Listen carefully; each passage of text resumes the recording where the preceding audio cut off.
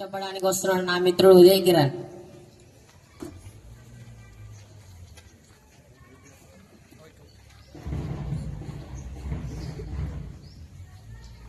శుభోదయం అందరికీ. ఈరోజు ఉన్న ఊరు కన్నతల్లి లాంటిది.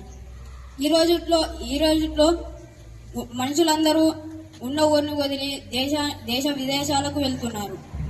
ఉన్న ఊర్లన్నీ అంతరించిపోతున్నాయి, పల్లెటూర్లు అంతరించిపోతున్నాయి. ఉన్న ఊరు అనేది ఒక కన్న తల్లి లాంటిది. కన్న తల్లి మన ఆకలి కడుపును గుర్తించి కన్న తల్లి మన కడుపు నింపుతుంది. కన్న తల్లి తన బిడ్డలపై ఎప్పుడూ కోపగించదు. కన్న తల్లి తన పిల్లలను ప్రేమగా చూసి వారికి కావాల్సిన వాటిని అందిస్తుంది. ఉన్న ఊరు కూడా కన్న తల్లి లాంటిది. ఉన్న ఊరు మనకు కావలసిన వాటిని సమకూరుస్తుంది.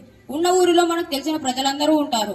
ఉన్న ఊరిలో తన తోటి వ్యక్తిని కన్న తల్లి ప్రేమలాగే చూస్తారు. ఉన్న ఊరిలో రామాయణం అనేది ఒక ఇతిహాసం.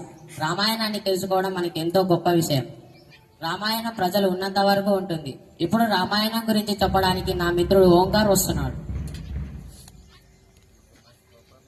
శుభోదయం అందరికి. ఈరోజు రామాయణం మీ ముందుకు తీసుకొచ్చింది ఓంకార్ 9వ తరగతి నుండి.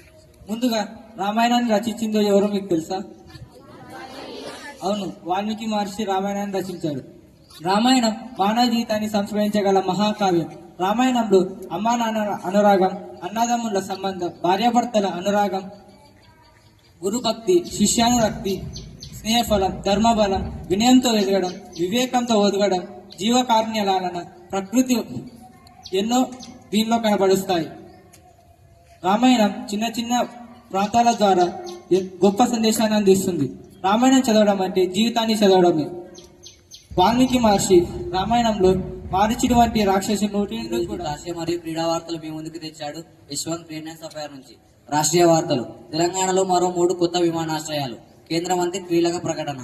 క్రీడా వార్తలు. ఐసీసీ ర్యాంక్స్ లో వరల్డ్ నెంబర్ 1 బౌలర్ గా జస్ప్రీత్ బుమ్రా. ఆలోచనలు మారుస్తుంది. ఇప్పుడు నా మిత్రుడు సుధాకర్ సూక్తి చెప్పడానికి వస్తున్నాడు.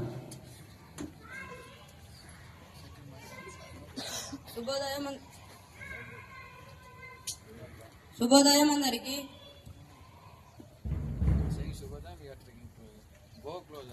శుభోదయం అందరికి. ఈ రోజు సూక్తి మీ ముందుకు తెచ్చాడు సుధాకర్ 9వ తరగతి నుండి. సూక్తి: మనిషిలో ఏ గుణం సన్నగిలినా మానవత్వం మాత్రం మృతి చెందకుండా ఉంటే చాలు. ఎందుకంటే ఆ మానవత్వం మనిషిని మహానీయుడిని చేస్తుంది. ధన్యవాదాలు. మనకు చదువులో ఎంత జ్ఞానం ఉందో అలాగే జీకేలో కూడా అంతే అవసరం. ఇప్పుడు నా మిత్రుడు సంజయ్ మీ ముందుకు తీసుకురాబోతున్నాడు కొన్ని జీకే ప్రశ్నలు.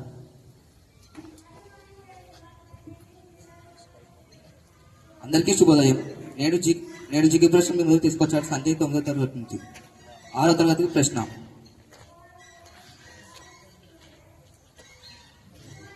ఛత్తీస్గఢ్ రాజధాని ఏది? నేను మళ్ళొకసారి అడుగుతున్నాను, ఛత్తీస్గఢ్ రాజధాని ఏది?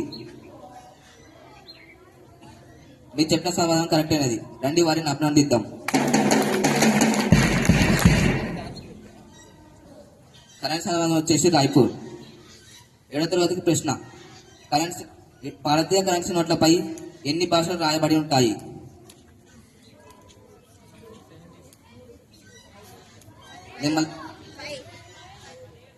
మీరు చెప్పిన ఆన్సర్